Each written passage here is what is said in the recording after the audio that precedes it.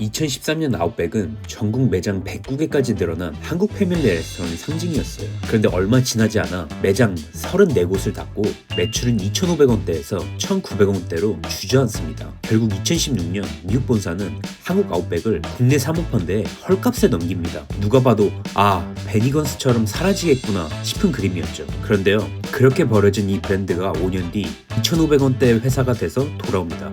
상값의 4배가 넘는 몸값으로 지금은 한 해 4,500원 넘게 버는 브랜드가 됐고요. 대체 무슨 일이 있었던 걸까요? 오늘은 망해서 벌어졌던 아웃백이 어떻게 되살아났는지, 그리고 이 부활이 앞으로도 계속될 수 있을지를 풀어보겠습니다. 먼저 아웃백이 어쩌다 왕이 됐는지부터 볼게요. 참고로 아웃백은 호주랑 별 상관이 없어요. 1988년 미국 플로리다 템파에서 친구 넷이 차린 회사인데 정작 이들 중 누구도 호주엔 가본 적이 없었대요. 당시 미국에선 영화 크로커다일 던디 때문에 호주 이미지가 꽤 쿨하게 소비되던 시기였고, 아웃백은 그 분위기를 레스토랑 컨셉으로 가져온 건데요.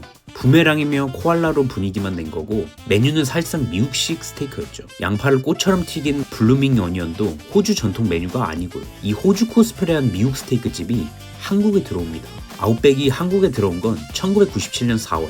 하필 IMF 외환위기 직전이었어요. 다들 지갑을 닫던 최악의 타이밍인데도 통했죠. 그때 한국 사람한텐 외식은 곧 특별한 날이었거든요. 생일, 졸업식, 월급날, 부시맨 브레드에 허니버터 발라먹고 투움바 파스타 나눠먹고 스테이크 한번 썰어주는 것, 그게 제대로 대접받았다는 기분이었어요. 아웃백은 그 기분을 정확히 판 겁니다. TJ 프라이데이, 베니건스와 함께 패밀리 레스토랑 붐을 일으켰고 전성기엔 전국 매장이 100개를 훌쩍 넘기며 업계 간판 브랜드가 됩니다. 근데 흔한 성공담이면 여기서 행복하게 살았답니다 로 끝나겠지만 이야기는 정반대로 흘러요. 2010년대로 넘어오면서 패밀리 레스토랑이라는 업태 자체가 통째로 무너지기 시작합니다. 이유는 쉽게 말하면 이래요. 사람들이 외식하는 방식이 변한 거예요. 굳이 큰맘 먹고 특별한 날 가는 큰 식당이 아니라 평소에 가볍게 가는 맛집, 카페, 배달로 돈을 쓰기 시작했거든요. 한때 여기 오면 대접받는다 했던 그 넓은 매장과 서비스가 어느 순간 비싸고 촌스러운 것이 되어버린 거죠. 인스타에 올릴 예쁜 카페, 골목의 작은 맛집한테 특별함을 빼앗긴 거예요. 게다가 패밀리 레스토랑은 몸집이 무거워요. 매장이 크니 임대료가 많이 들고 사람이 많이 필요하니 인건비도 커지고 메뉴가 많으니까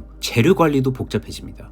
손님이 줄면 이 무거운 몸집이 그대로 빚이 돼요. 그러자 줄줄이 쓰러집니다. 베니건스는 사라지고 TGI 프라이데이는 쪼그라들고 마르쉐와 시즐러도 자취를 감춰요. 한 시대가 통째로 멸종한 거예요. 아웃백도 예외가 아니었어요. 2014년 11월부터 이듬해 1월까지 전국 매장의 약 3분의 1인 34곳을 한꺼번에 닫습니다. 명동 중앙, 청담, 광화문, 홍대, 종로 같은 도심 대형점이 줄줄이 불을 껐죠.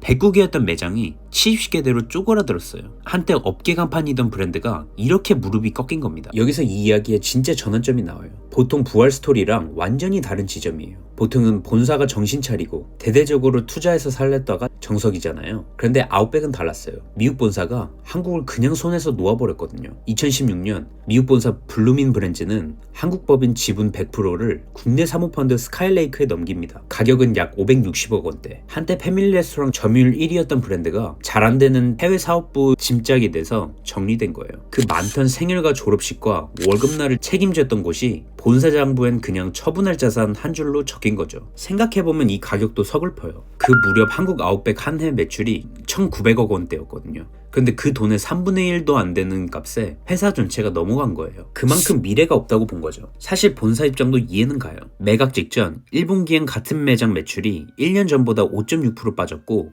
해외 매체들도 한국 사업을 어려운 시장으로 봤거든요. 게다가 이건 아웃백만의 일이 아니었어요. 그 시기 미국 외식 대기업들이 약속이나 한 듯 아시아 사업을 다시 정리하고 있었어요. 맥도날드는 한국을 비롯한 아시아 일부 사업에서 새 파트너를 찾으려 했었고, KFC, 피자헛을 가진 얌브랜즈도 중국 사업을 바로 떼어냈죠. 발등에 불붙은 사람이 먼 친척 집 정원을 가꿔줄 순 없잖아요. 여기서 잠깐 산 쪽이 누군가가 중요해요. 산 곳은 사모펀드, PE, Private Equity예요. 쉽게 말하면 싸게 산 회사를 잘 고쳐서 비싸게 되파는 걸로 돈 버는 곳이에요. 중고차로 치면 관리 안 된 차를 싸게 사다 엔진 손보고 광내서 제값에 파는 정비소 같은 거죠. 그것도 원래 반도체, IT 쪽에 강했던 스카이레이크, 진대제 전광자의 펀드가 스테이크집을 산 거예요. 사실 사모펀드한테 외식 브랜드는 좋은 먹잇감이에요. 이름값은 있는데 운영이 방만해서 고칠 구석이 많거든요. 싸게 사서 군살 빼고 수익성만 끌어올리면 숫자가 좋아져서 더 비싸게 되팔 수 있으니까요. 오직 한국에서 어떻게 더 벌어 되팔까만 보면 되는 거였죠.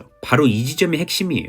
본사 체계 안에 있을 땐 한국 아웃백은 미국 본사의 전략에서 자유롭기 어려웠어요. 근데 본사가 손을 놓는 순간 한국 경영진한텐 자유가 생긴 거예요. 좀 얄궂은 비유지만 더는 못 키우겠다고 옆집에 보낸 강아지가 거기서 오히려 더 잘 자란 격이에요. 품에 쥐고 있을 때보다 놓아줬을 때 살아난 거죠. 손이 자유로워진 한국 아웃백은 뭘 했을까요? 죽어가는 패밀리 레스토랑을 이미지를 줄이고 스테이크 전문점 쪽으로 정체성을 다시 잡습니다. 반전의 무기는 세 가지였어요. 첫째, 프리미엄 스테이크. 2015년 블랙라벨, 2017년엔 그 거대한 뼈 붙은 토마호크. 특히 토마호크가 신의 한 수였어요. 최고급 블랙 앵거스의 1%에 해당하는 고급 부위만 써서 길이 30cm에 무게 1kg가 넘는 그 압도적인 비주얼. 보는 순간 찍게 되잖아요. 손님이 알아서 SNS에 올려주니까 공짜 광고가 된 거죠. 더 중요한 건 죽어가던 패밀리 레스토랑의 진짜 문제가 굳이 거기 갈 이유가 없다였는데 토마호크는 아웃백 가야만 먹는 것이 됐다는 거예요. 갈 이유를 새로 만든 거죠. 실제로 블랙라벨은 10년 만에 누적 2천만 개를 넘겼고 토마호크도 누적 100만 개가 팔렸어요. 둘째, 스테이크 배달. 2019년 9월에 시작했는데 처음엔 스테이크를 배달로 하는 의외의 시도였죠. 근데 이듬해 코로나가 터졌어요. 집에서 외식 기분 내고 싶은 사람은 폭발했고 아웃백은 그 파도에 정확히 올라탔죠. 배달 수요가 늘자 한동안 배달 전용 매장을 월 2개꼴로 늘릴 정도였어요. 애매해 보이던 도박이 타이밍 하나로 대박이 된 거예요. 셋째, 매장을 옮겼어요.